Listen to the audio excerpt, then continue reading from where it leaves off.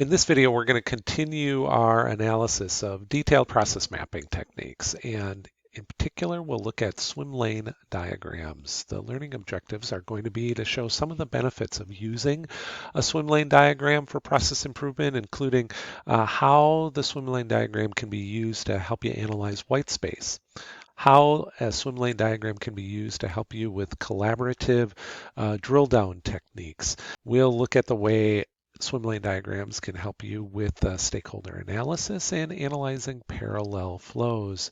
We'll provide you some examples of different swim lane diagrams, and we'll review some best and worst practices for building any type of detailed process map, not just a swim lane diagram.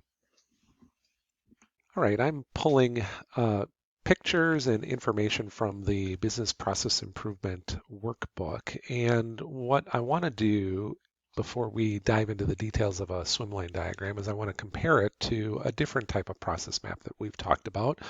The map above this red line is a high-level process map. High-level process maps we use at the beginning of the define phase primarily as a communication tool. This happens to be a high-level process map of everything from the customer being hungry to the customer eating. Looks like it would be, if I were going to call it, it's a process map of the pizza fulfillment process. Fits the criteria for high-level map. It's about 1, 2, 3, 4 decision box. We'll just call it 5, 6, 7 different steps or activities. Fits on a single page. Describes from beginning to end the customer's viewpoint of the system. Looks like a good high-level process map. I'd use that all the time in working with stakeholders and communicating what this project is about. The map below is a sometimes called deployment flow diagram or a swim lane diagram. It's in many ways a template that can be used for detailed process mapping. Let me clean up the screen a little and we'll zoom in. One of the things that I like about these swim lane diagrams is that they're relatively easy to read and interpret. Well, this is a high-level process map above. You can see that I can just superimpose specific steps into the swim lane diagram, and it's pretty easy to interpret and understand the flow through the system. What swim lane diagrams do, though, is they also include another important element for process analysis, and that is the stakeholder interaction within the process itself. And you can see here we've got the customer, we've got the cashier, the cook, and the delivery driver. And they each have their own lane because they all interact in the process flow itself. One of the reasons why I like this is because it then makes it easy for me when I'm working with those particular stakeholders, say in voice of customer interviews. I can meet up with the customer group and say, we want to take a look at these particular steps. They're steps that you interact with the process in. We'll be asking you a series of questions. If you've got any other feedback about the other activities, great, but we'll focus in on the ones that are inside your lane. But there's more. I like swim lane diagrams with with these separate lanes for stakeholders because it's also a great stakeholder analysis gap tool.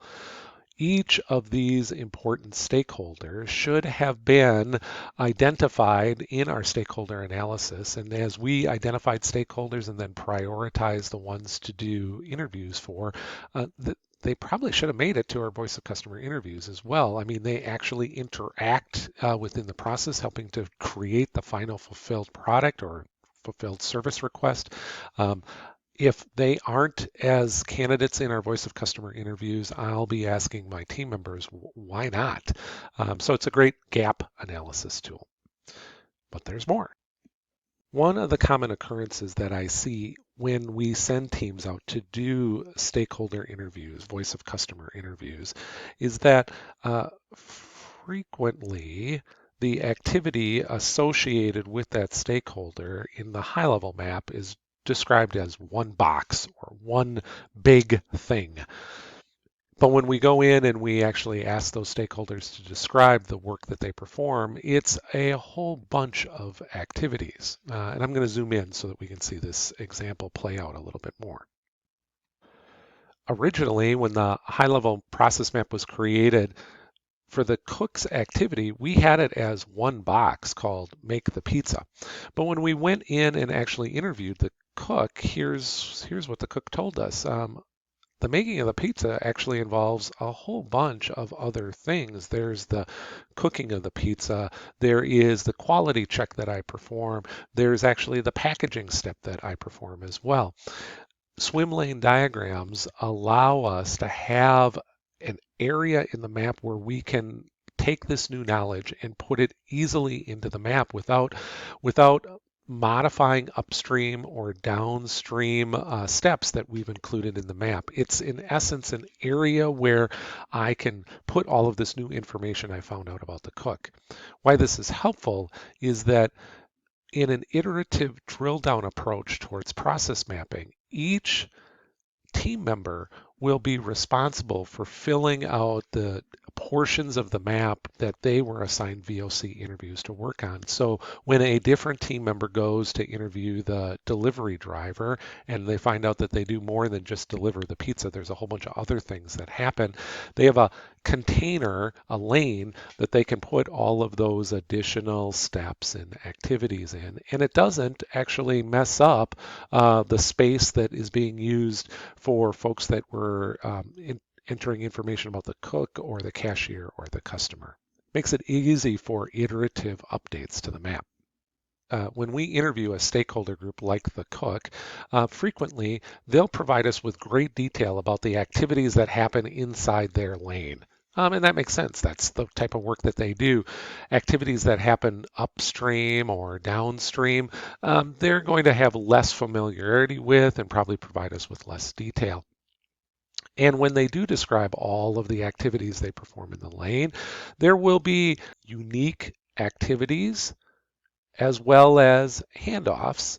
And I'm going to highlight these handoffs in yellow right now, right here, handoffs and handoffs here. Those handoffs are important to understand and know, but I always want to make sure that my team members that are doing the interview, they also ask questions about the handoffs that I'm going to highlight in a different color. I always want my team members to ask questions about these upstream and downstream handoffs as well, because the handoffs in red are almost always more impactful to poor performance than the handoffs that I've highlighted in yellow. The handoffs in red, the arrows that cross swim lanes, that's a visual representation of white space in the system. Idle time handoffs between different functional groups. And here's what we know about white space. White space is one of our four big process inefficiency characteristics. It's one of the four biggies that we're always taking a look at: white space, rework loops, process variation, and visual waste. And knowing where the white space is and then being able to step back and ask questions about, do we need to quantify how big or impactful this white space is? And when we are quantifying variables that are impacting overall performance, we know that those are called CTQs.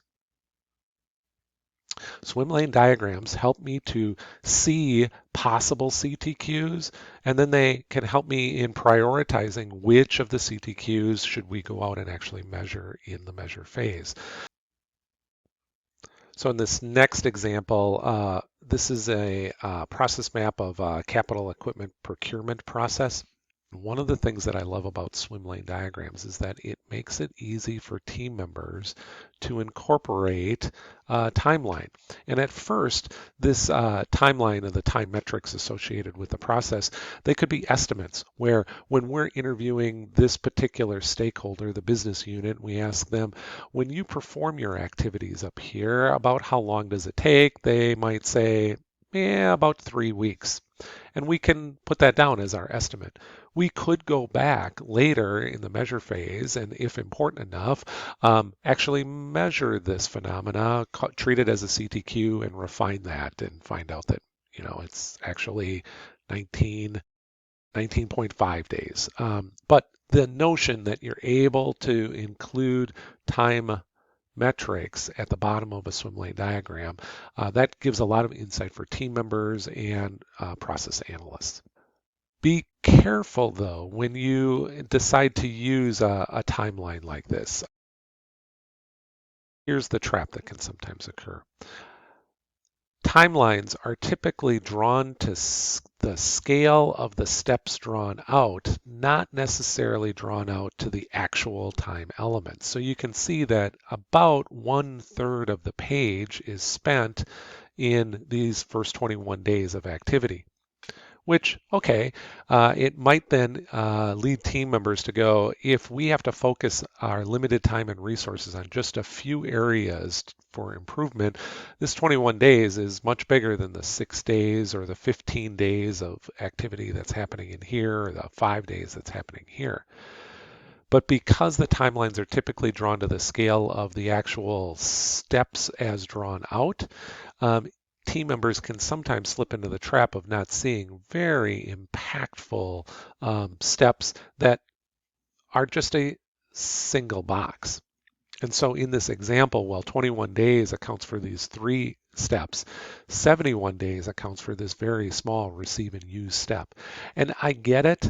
The only way that we could prevent this from happening is to, in essence, stretch out the receive and use box so that it takes up much, much more space, so that the timeline is drawn to scale, and we rarely ever do that.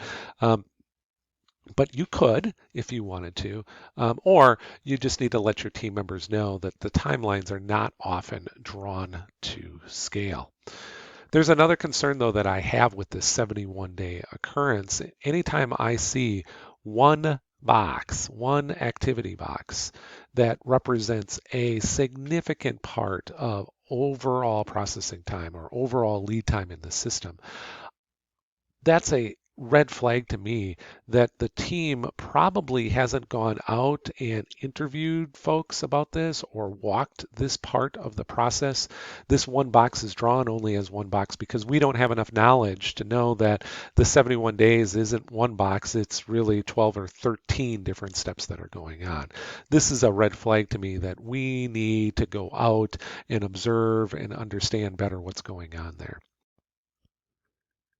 In part 2 of swim lane diagrams, we'll take a look at some additional examples. We'll also take a look at how you can use swim lane diagrams for parallel flows, and we'll take a look at some best practice approaches when working with any type of detailed process map. We'll do that all in part 2 of the swim lane diagram video.